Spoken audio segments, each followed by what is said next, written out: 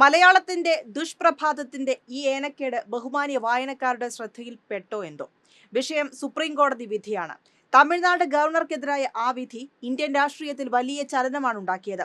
അതുമായി ബന്ധപ്പെട്ട് മറ്റു വർത്തമാന പത്രങ്ങളെപ്പോലെ കണ്ടെത്തൽ പത്രവും ഒരുപാട് സൃഷ്ടികൾ നടത്തിയിട്ടുണ്ട്.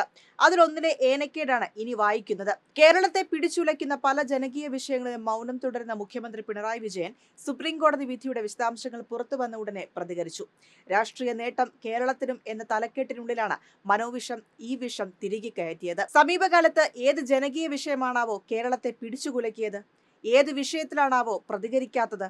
വിഷം ഉദ്ദേശിക്കുന്ന ഒന്ന് എന്തായാലും ആശാ വോളണ്ടിയർമാർക്ക് വേണ്ടിയെന്ന പേരിൽ SUCIയുടെ ഷാജർ ഖാനും മിനിയും സംവിധാനം ചെയ്ത ആ സമരമായിരിക്കും. നിയമസഭയിൽ ഉൾപ്പെടെ ബന്ധപ്പെട്ട മന്ത്രിമാർ കൃത്യമായ മറുപടി നൽകി, ചർച്ച നടത്തി. കേരളത്തിലെ ഭരണ പ്രതിപക്ഷ ട്രേഡ് യൂണിയനുകളാകെ സർക്കാർ നിലപാട് അംഗീകരിച്ചു.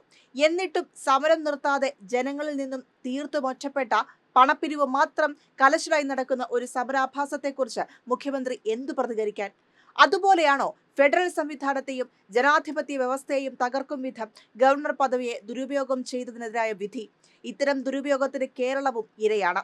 1957 EMS സർക്കാരിനെ പിരിച്ചുവിട്ടതാണ് ജനാധിപത്യ ഇന്ത്യയിലെ ആദ്യ ജനാധിപത്യ കശാപ്പ് എന്നും ഓർക്കണം. അതിങ്ങനെ കറങ്ങിത്തിരിഞ്ഞ് സംഘപരിവാരത്തിലേക്ക് എത്തിയപ്പോൾ തീവ്രത കൂടി. അതിനെതിരായ വിധിയാണ് ഇത്. കേരള ഗവർണറായിരുന്ന ആരിഫ് മുഹമ്മദ് ഖാനെതിരായ വിധിയാണ്. അന്നീ ഖാനെ തോളിലേറ്റി നടന്നവരാണ് മനോരമാദികൾ. ആരിഫ് മുഹമ്മദ് ഖാൻ എന്ന RSSകാരൻ ജനാധിപത്യത്തിന്റെയും ഫെഡറലിസത്തിന്റെയും ആണിക്കല്ലിളക്കാൻ ഓരോ വെട്ടുവെട്ടുമ്പോഴും മനോവിഷങ്ങൾ പത്തി വിടർത്തിയാടി. ജനാധിപത്യ കശാപ്പുകാരനെ കീലേരി അച്ചുവാക്കി വീരപരിവേഷം നൽകി, അപദാനങ്ങൾ പാടി. എന്തൊക്കെയാണ് അടിച്ചുവിട്ടത്? കാവ്യഭൂമി ചാനൽ കൊടുത്തത് നോക്കൂ.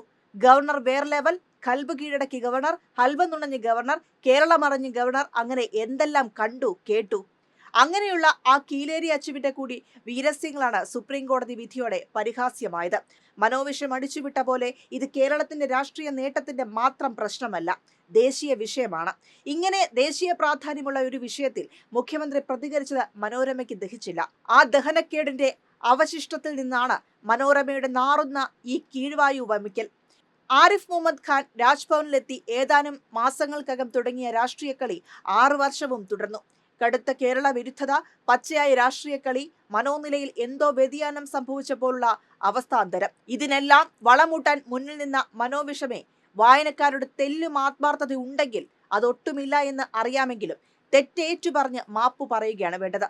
മാപ്പു പറയില്ല എന്നും അറിയാം. അതല്ലാതെ മുഖ്യമന്ത്രിയുടെ മെക്കിട്ട് കയറുകയല്ല വേണ്ടത്. ഈ വിധി രവി ഖാൻമാർക്ക് എതിരായ വിധി മാത്രമല്ല, ഈ വിധി വിഷം വമിക്കുന്ന മനോരമാദികൾക്കെതിരായ വിധി കൂടിയാണ്. അതുകൊണ്ട് ഈ ഏനക്കേട് സഹിച്ചു, പക്ഷേ നാറ്റം സഹിക്കാനാകുന്നില്ല.